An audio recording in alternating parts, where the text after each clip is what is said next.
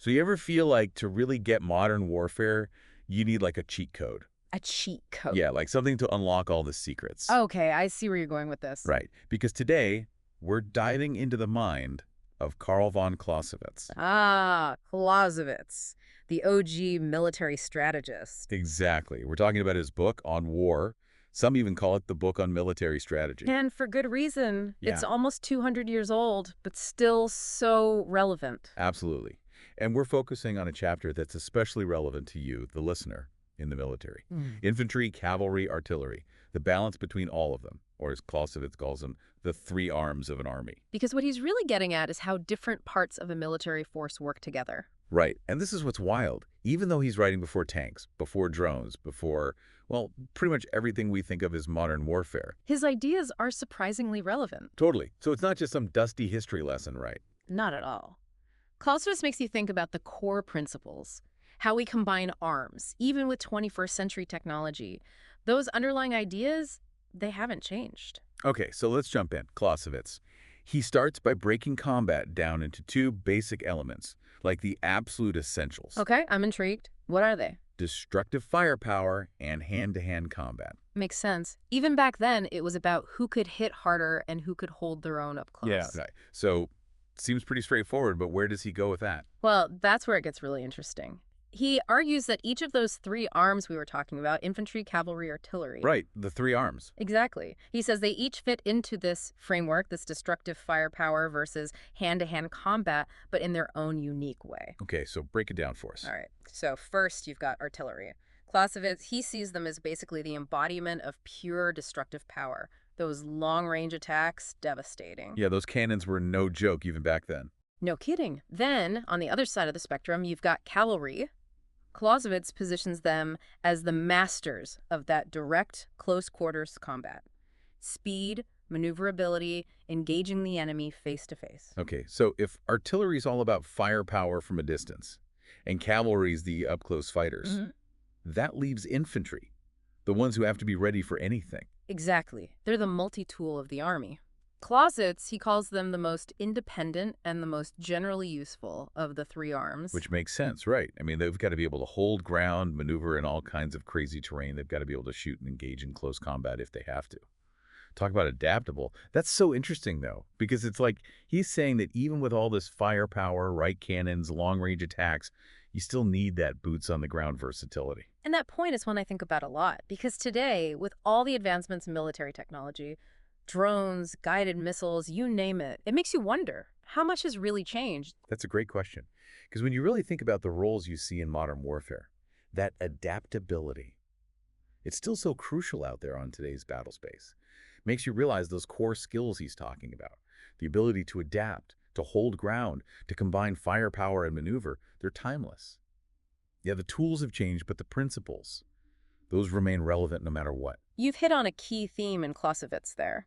He constantly challenges us to look beyond the weapons themselves. You can have the biggest gun, the fastest plane, but if you don't understand the unchanging principles of warfare behind them, it's meaningless. Okay, that's a really good point.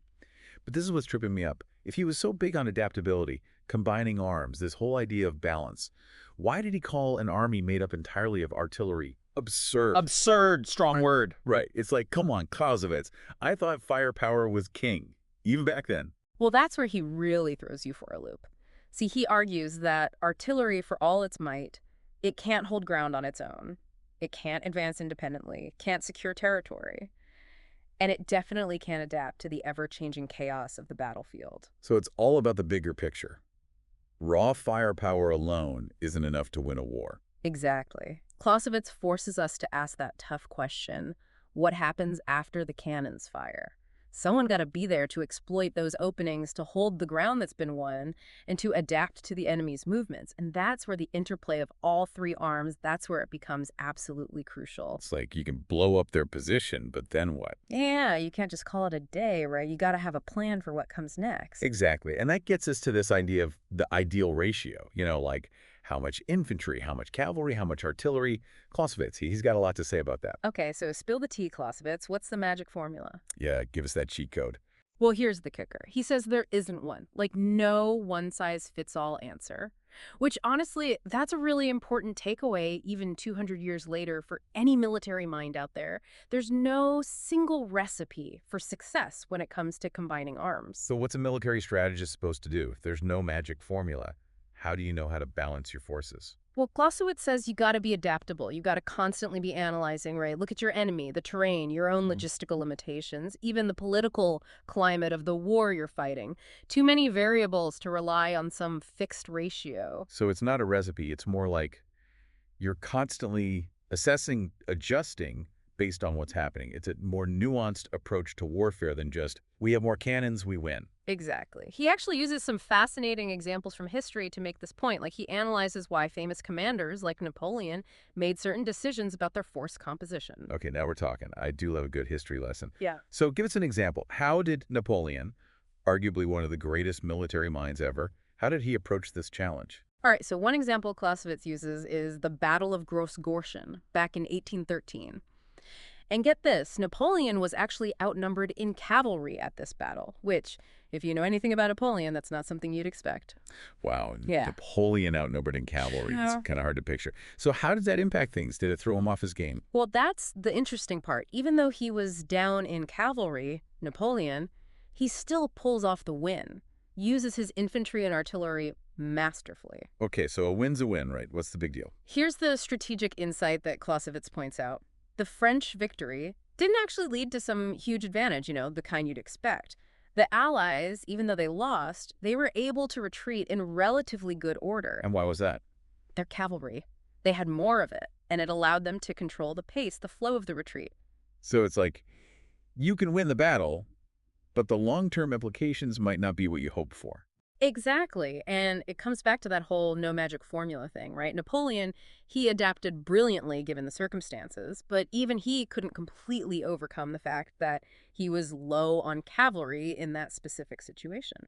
It's almost like he's saying winning a battle. It doesn't always mean winning the war. It's about the bigger picture, the strategic context. Right. And that leads us to one of Clausewitz's most interesting and I think controversial predictions. He argued that over time, cavalry, it would become less important numerically. And remember, this is the 19th century. Cavalry, it's still a huge deal on the battlefield at this point. That's a bold prediction. And it makes you think, was he right? And it's not like we've got cavalry charges deciding battles anymore. Right. So we have to ask ourselves, what can we really learn from Clausewitz today? Yeah, it's true. Tanks, mechanized infantry, they've kind of taken over some of those traditional cavalry roles. But here's the more interesting question. What about the principles behind cavalry? That speed, that maneuverability, the ability to exploit a breakthrough. Are those still relevant in the age of modern warfare? That's such a fascinating question. How do those principles manifest today? I mean, what would Clausewitz see as the modern-day equivalent of that cavalry role? I mean, really makes you wonder. If Clausewitz could see it all now, the tanks, the helicopters, even drones, what would he think? Right. Would he see those as kind of fulfilling those core cavalry functions, just in a totally different, technological form? Like, the tools have changed, but the core idea, the role itself, maybe it hasn't changed as much as we think. He'd probably have a field day with cyber warfare, too, trying to figure out where that fits in. Oh, absolutely. Trying to slot it into those theories of his. And, it makes me think about what he said about smaller nations using artillery to, offset their disadvantages in numbers. Oh, interesting. Yeah, because it makes you wonder, would he see cyber warfare as kind of a similar tool, a way for militaries with fewer resources to level the playing field a bit? It's like that David and Goliath scenario, right? But instead of a slingshot, it's a perfectly placed algorithm, one that can cripple a whole command and control system. Exactly. And I think that gets to the heart of what Clausewitz offers us. It's a new way to think about things, to look at these new technologies and not just see, oh, that's cool, that's scary, but to really dissect the strategic implications. How does this shift the balance of power? It's about thinking critically, not just about the tools, but about the whole game. 100%. Yeah. So as we head back to the 21st century armed with these Clausewitzian insights, what's the key takeaway you want our listener to walk away with? What's the big aha moment? I think the biggest lesson here is that military strength. It's about way more than just having the most advanced weapons or even just the biggest army. It's about understanding how to leverage all the tools you've got. Right. And that's everything from infantry, artillery. To cyber warfare, drones, the whole shebang. Because it's about creating a force that's cohesive, adaptable, and maybe even more importantly, it's about never forgetting that strategic context, constantly analyzing, adapting to new challenges, and never, ever underestimating the power of combined arms. It's like, he's saying the battlefield is less like a video game, more like a chessboard. Every Mm. move has consequences that ripple out. And it's understanding the interplay of all those pieces. That's what leads to victory. So well put. It's amazing to think that, centuries later, we're still grappling with these ideas. Clausewitz might not have had the chance to see his theories play out in, the digital age. Hmm. But his work, it's still offering invaluable guidance for those navigating the complexities of modern warfare. It reminds us that technology might change, but those fundamental principles, that adaptability, that strategic thinking, that combined arms approach, those are timeless. And on that note, we'll leave you with this. Clausewitz, he never saw the rise of artificial intelligence in warfare. But it's this idea of combined arms. If it's all about orchestrating the strengths of different military branches, where does AI fit into that picture? Is it a force multiplier? Is it a disruptor? Is it something else entirely? It's a question worth pondering as we navigate this ever-evolving landscape of modern warfare.